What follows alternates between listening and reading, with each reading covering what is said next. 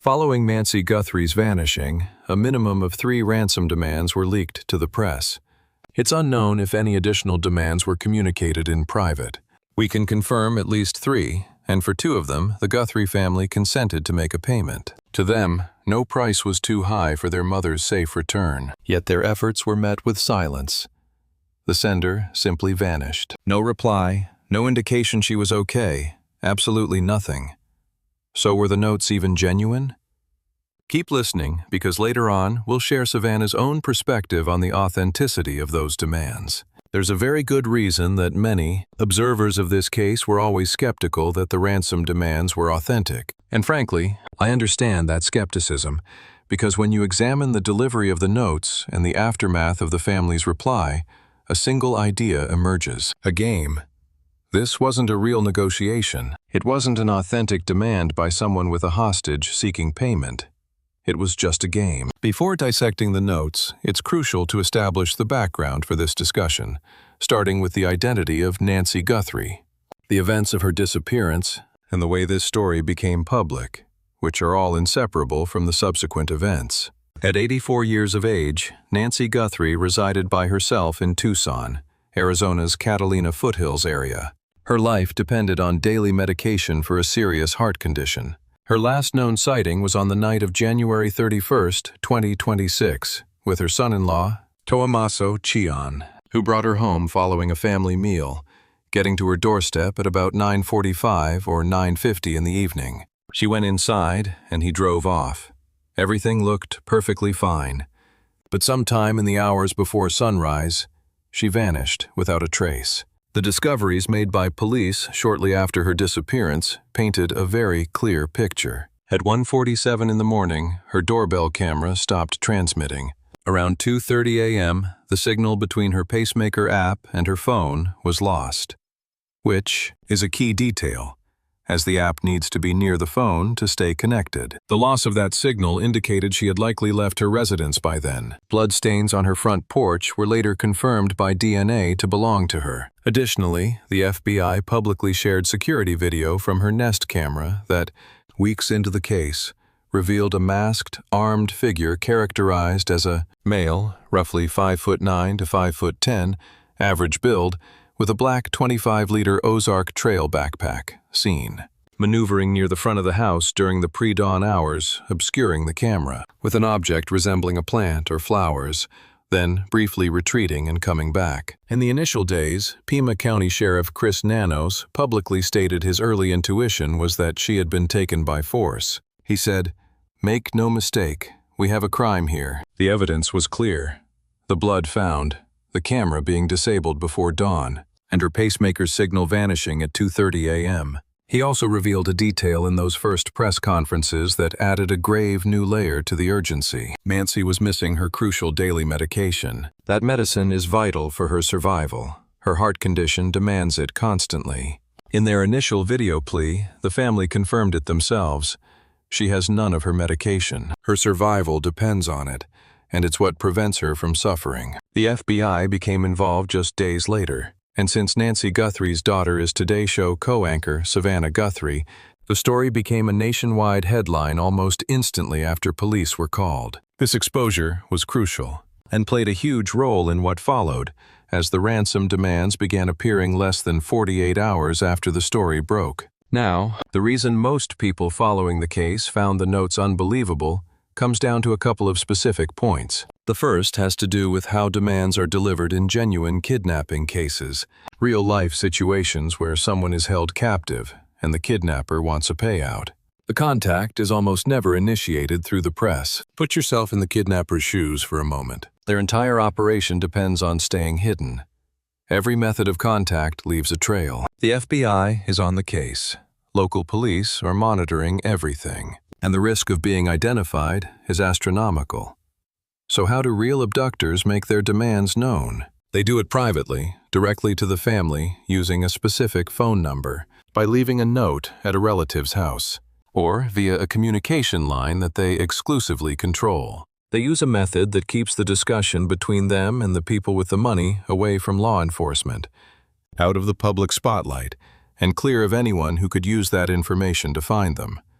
The very last thing a serious abductor would want is their demand showing up on a gossip site with a Bitcoin wallet address available for the whole world to see. But on February 2nd, 2026, that's precisely what happened. The day after Nancy's disappearance was announced, the initial ransom demand showed up at KD News 13, the CBS station in Tucson, via their public online tip form.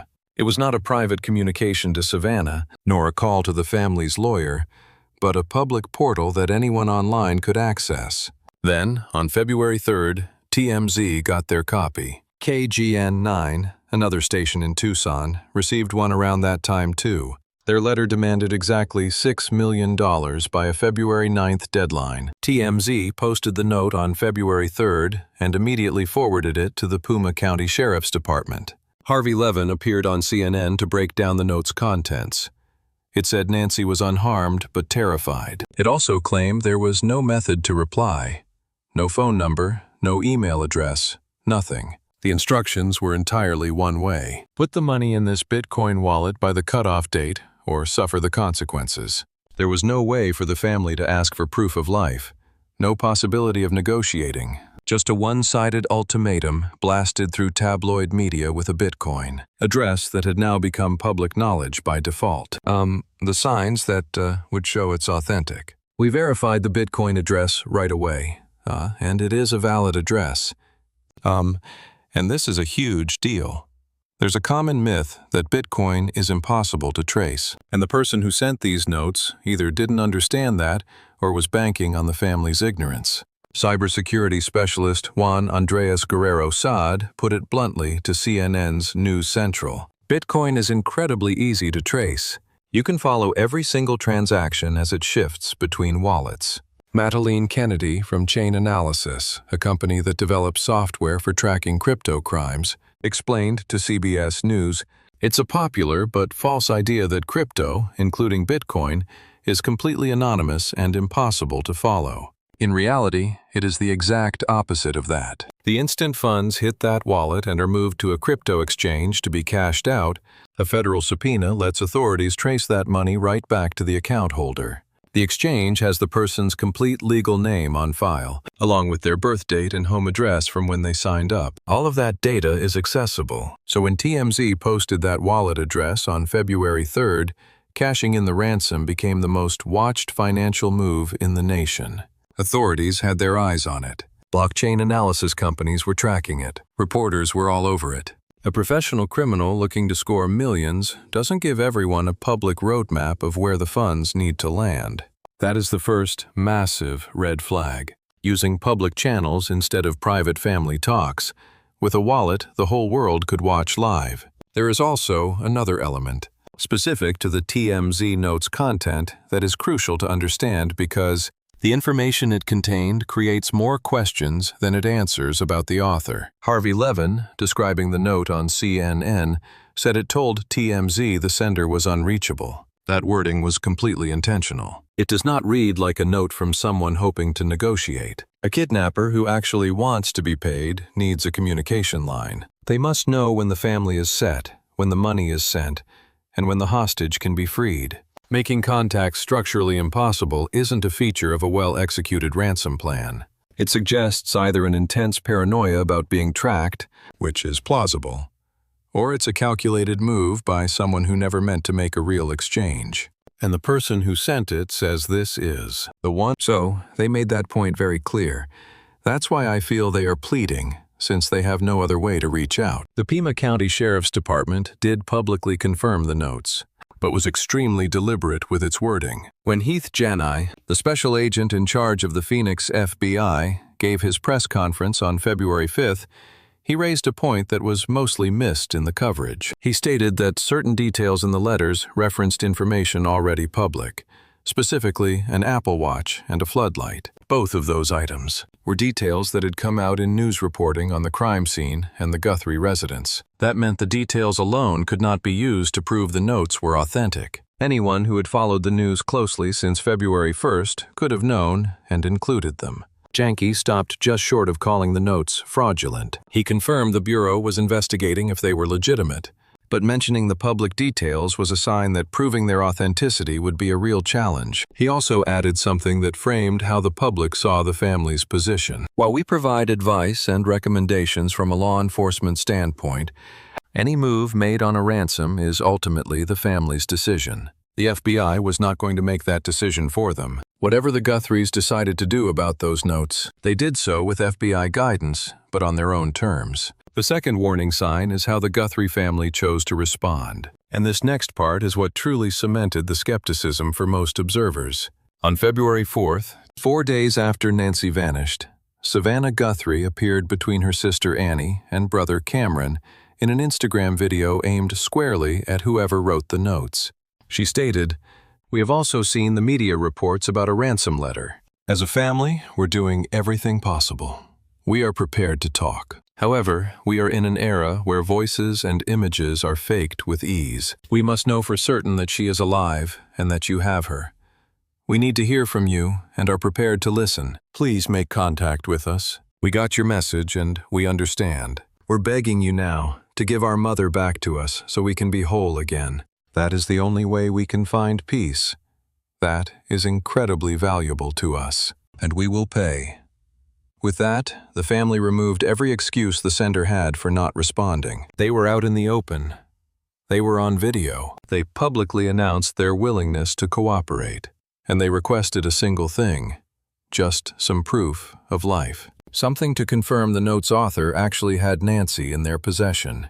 But nothing came. Not a photo, not a clip of her voice, not a video, not a note in Nancy's handwriting, nor any reference to something only her children would recognize. In the more than 48 hours between that initial plea and the family's next video, nothing that could be considered proof of life was sent. And it's important to mention another key factor here, one that made the proof of life issue more complex in this situation than in almost any kidnapping before it. Savannah mentioned it directly in that same video. She said, "We are in an era where voices and images are faked with ease." This was a clear reference to AI-generated deepfakes, the technology used to create convincing video and audio of a real person that is entirely fabricated. Hithjenki reinforced this concern at his press conference the very next day. He said, "With modern AI, you can generate videos that seem completely real. So we cannot just see a video and assume that it's proof of life. Essentially, even if the person demanding ransom had sent a video of Nancy holding a newspaper and stating she was okay, the FBI couldn't just take it at face value without a deep investigation. A video could be manufactured from footage of Nancy that is already public. Her voice could be cloned from other recordings. The family knew this.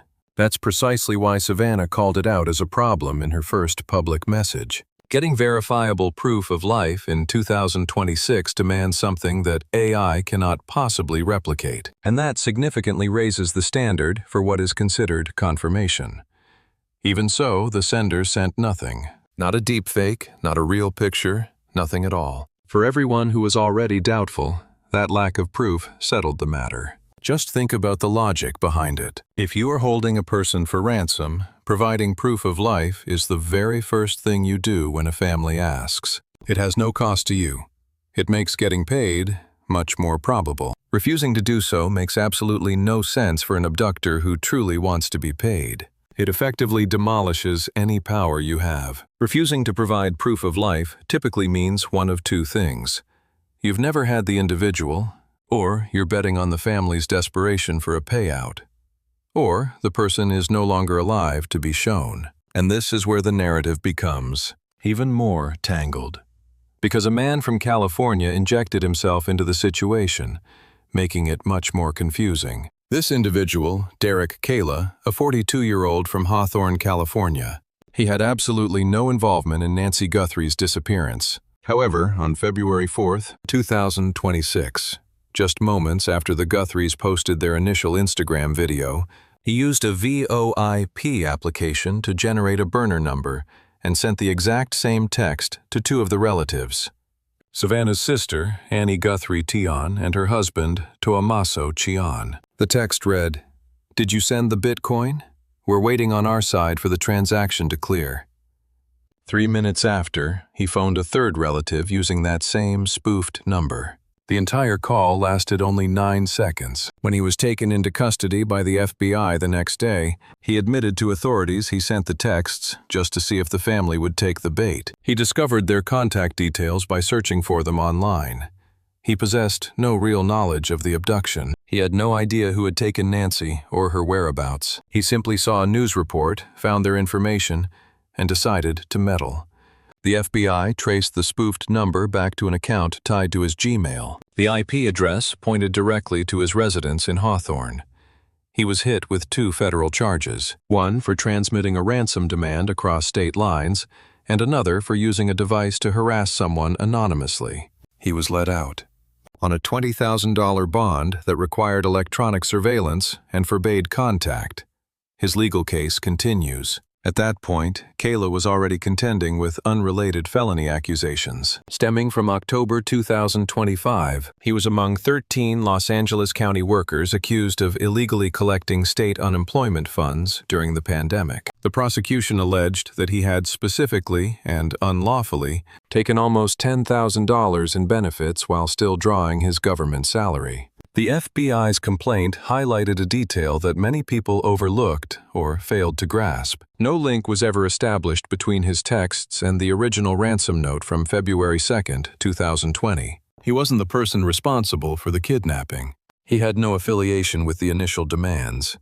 He was a separate actor who saw a chance and seized it. The DOJ labeled him a fraudster, trying to exploit a family's anguish. The significance of Kayla's involvement in the broader ransom story is all about the timing. His capture was made public on February 5th, the very day the FBI gave their press briefing to confirm they were investigating the first ransom note. It was in the same news cycle, on the same day. To anyone just glancing at the headlines, it looked like authorities had apprehended someone tied to the ransom. That was not the case. The individual who delivered the demands to Cole, TMZ, and KGN, the notes the family acted on, was never found, never prosecuted, and is still a ghost. Heath Janke, the FBI's special agent leading the Phoenix office, issued a statement aimed at people like Kayla. For those frauds who are attempting to exploit and gain from this tragedy, we will track you down and hold you accountable. Such a warning was crucial. However, the person who sent the initial messages had already vanished. Then, a third, unrelated message appeared around February 11th. TMZ was contacted by another individual,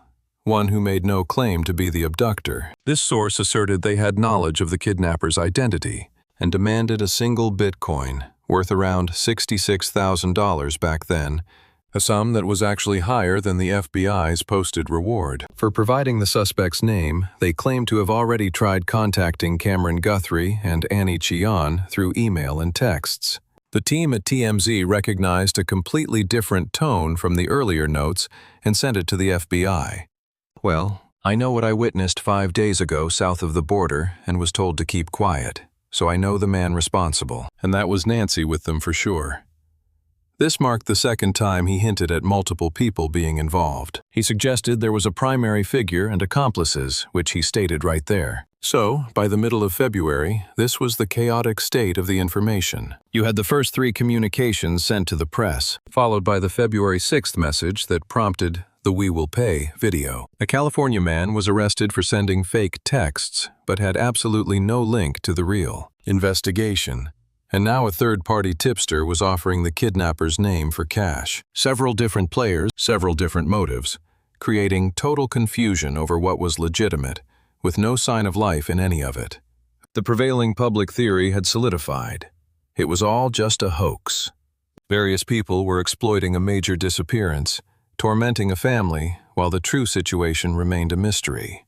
But Savannah Guthrie's appearance on March 26, 2026, would completely upend that notion. 54 days after her mother went missing, Savannah appeared with Hoda Kotb, giving her first on-camera interview since February 1st.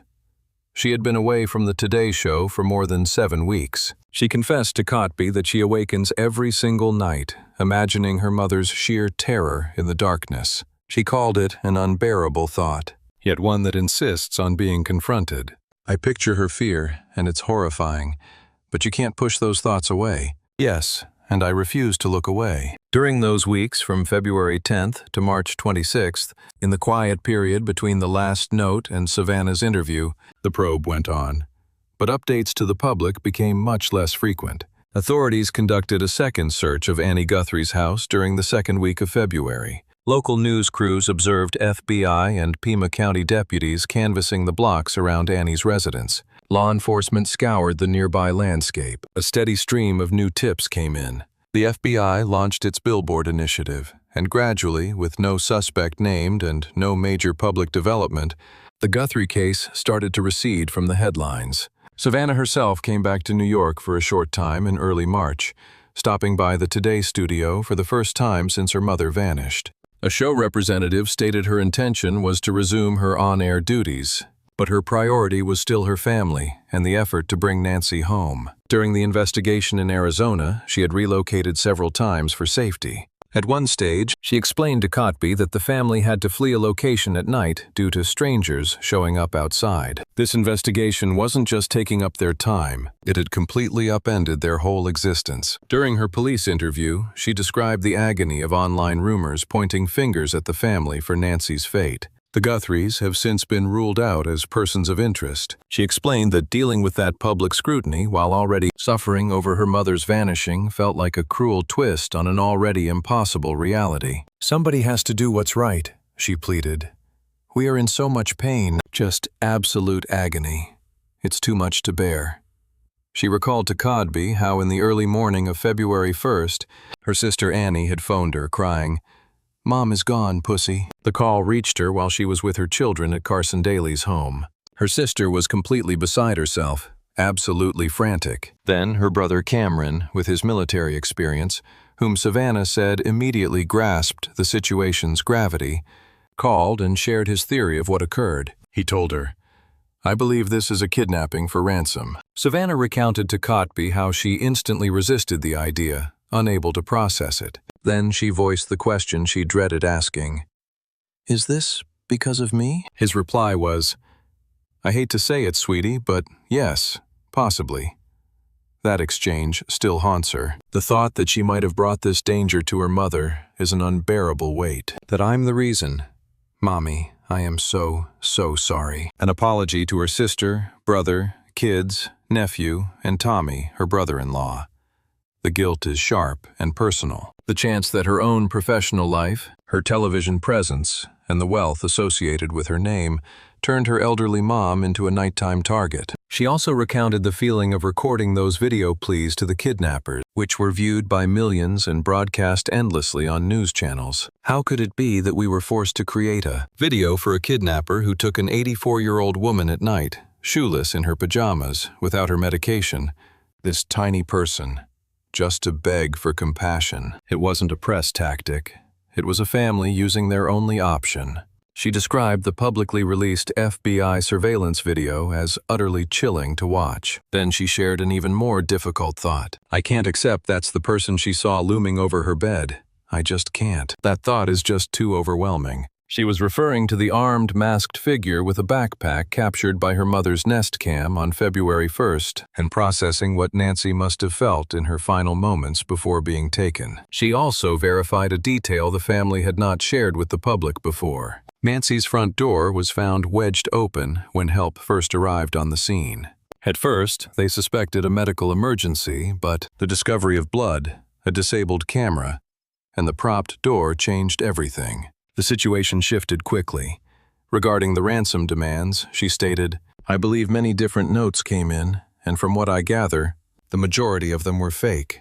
I never saw them. But anyone who sends a hoax ransom demand to a grieving family needs some serious self-reflection. However, the 2 notes we got and publicly answered, I'm inclined to think those were genuine." For 54 days, there was official silence on their authenticity. 54 days of officials stating only that the notes were under review, confirming nothing. That's when Savannah appeared on national television and made a clear connection. The majority of the communications were hoaxes, but she is convinced the 2 her family answered were authentic. Her use of the words "responded to" is the key detail in her statement. The family's February 4th video was a reaction to the first reports of a ransom demand. Sources confirmed the February 7th "We Will Pay" video. Who were briefed on the case told ABC News it was a direct reply to a second message Cole got on February 6th. The news director at Cole verified the second note came in just before noon that Friday, stating it was different from the initial one in nearly every aspect,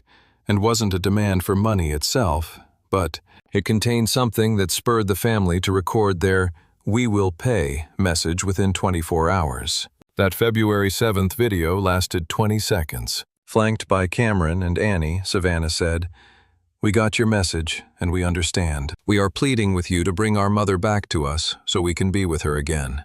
It's the only way we can find peace. This means everything to us, and we will pay." A complete turnaround from just 4 days before. On February 4th, it was, "We're ready to listen."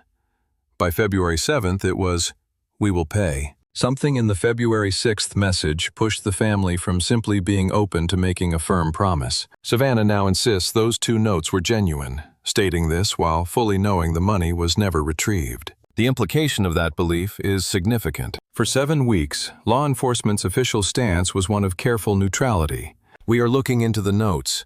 We're treating them with seriousness. We can't confirm if they are authentic." Savannah's statement on March 26th alters the public narrative in a way authorities haven't. She isn't a member of law enforcement. She can't validate the notes like the FBI, but she was their intended recipient. She's the person who replied to them on camera twice with a clear promise to pay. And now she states her belief that those messages were from whoever holds her mother, which makes the empty Bitcoin wallet more than just a piece of forensic evidence. It becomes the single most critical, unanswered question in this whole case. She declared all of this on March 26, 2026, as someone still without a clue to her mother's whereabouts. The next deadline, February 9th, passed without incident. That day, Savannah released a public video appealing for tips and urging people to believe her mother was alive. "We have faith she is still alive. Bring her home." There was no talk of money, no statement from police. Then the next day, February 10th, Arizona's family, KLD's affiliate station verified a transaction was logged to the initial Bitcoin wallet around 5 p.m. Arizona time, though the sum was kept private. The sender remained unconfirmed. Reporting from TMZ on March 26th answered the biggest question. The ransom money was never sent. Whatever funds entered that wallet on February 10th were not the millions demanded. Harvey Levin described it as perplexing. The family had openly promised to pay and were in touch with the FBI, yet the money was never transferred. He stated it was impossible for him to know if someone had a change of mind or if the FBI finally told the family not to go through with the payment. Following February 10th, all communication ceased completely. No subsequent note, no adjusted demand, zero communication. Whoever was behind it went completely radio silent. There are 3 theories that fit the evidence without inventing new facts. The first possibility is that the note's author simply got cold feet. They structured a demand using public channels, but the result was not a discreet exchange. It blew up into a national story, moving with a speed they might not have foreseen. There were FBI press conferences. A man in California was arrested in under 24 hours for a copycat text, publicly proving the Bureau was monitoring every aspect with meticulous speed. Experts appeared on CNN and CBS, explaining in simple terms precisely how each Bitcoin transfer is tracked and how exchanges reveal user identities under subpoena. The note went public on February 3rd. By February 5th, only 2 days later, the FBI was already addressing the media. A related arrest had occurred, and major outlets nationwide had exposed the Bitcoin wallet's traceability. A demand that seemed anonymous in the planning phase looked entirely different under this new spotlight. The act of collecting and moving millions to that known address before sending it onward probably seemed like walking into a cage, so they abandoned the attempt. Abandoning the ransom, however, doesn't explain the fate of their alleged captive, and the lack of contact since has left that question unanswered. A second theory is they still wanted the money but realized there was no safe way to get it. This wasn't about fear, but about a corner they'd backed themselves into by going public. The wallet address was now public knowledge. Authorities, firms specializing in blockchain analysis, and reporters were all watching it together in real time. As soon as the money moved to an exchange, a forensic trail would start, leading directly to a real person. They might have realized that any attempt to cash out would inevitably expose them. The wallet remains empty, not from a change of heart about the demand, but rather because. Seeing it through was now the quickest path to being captured. This interpretation of events leads to a much more sinister question. If you can never collect the ransom, what becomes of the person you're holding? The third theory is one any honest assessment must consider, and it needs to be said plainly. If Nancy Guthrie is dead, then there is no trade to be made. The demand for her safe return for millions in Bitcoin is impossible if one half of that deal cannot be delivered. And if that's the case, then the actions of the note sender make perfect sense for someone in that situation. Total radio silence. No more messages, no new ransom, and no move to claim the reward that grew past $1 million. With no leverage, there's no incentive to reappear. Reappearing only brings the danger of capture. So the silence deepens. A quiet that isn't just a lack of information, but might be the information itself. This is not a definitive conclusion. The case is still active. The Bureau hasn't officially announced a change from a search to a recovery mission.